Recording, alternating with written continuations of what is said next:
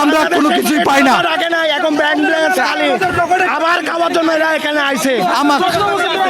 আমাকে রেশনে 800 টাকা দিতে হয়, 600 টাকা দিতে হয় উত্তোলন খরচা, চাউল কমে চললে তৈলে, তাহলে আমাকে রেশনে কয় টাকা থাকে? সেই আমরা মনে করো ফ্যামিলি নিয়ে চলতে হয়। আমাকে একটাই কথা, আমাকে ফ্যামিলি রেশন দিতে হবে, আমাকে ফ্যামিলি রেশন দিতে হবে এবং কমফোর্ট পোশাক চেঞ্জ করতে হবে। আমরা সব ডিপার্টমেন্টে পোশাক চেঞ্জ করে আমাকে মনে করো আন্দোলন করি, আমাকে মাঠে আসতে দিতে না, আমাকে ভয়ভীতি দেখায়, চাকরি থাকবে না, ফ্রিজ করে দেবে, ব্ল্যাক লিস্টে রাখবে। আমরা এই পথে, আমরা শেষ পথে আমরা আসছি।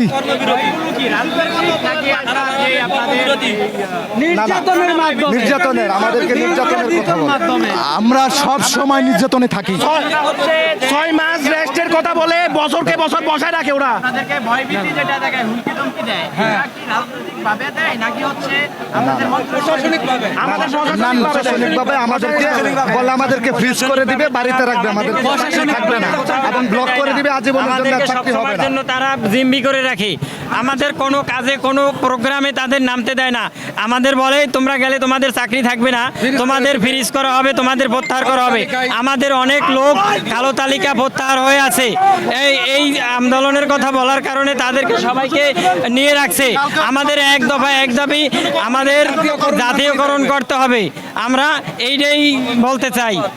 জাতীয়করণ মানে নিতে হবে, এর ভেতর সরকার থেকে ওরা আমাদের টাকার পোশাক আমাদেরকে পড়তে দেয় না, আমাদের গাড়ি আমাদেরকে ব্যবহার করতে দেয় না, আমাদের টাকার সব কিছু ওরা আমাদেরকেই ব্যবহার করতে দেয় না, আমাদের সাথে রাব ইউজ করে।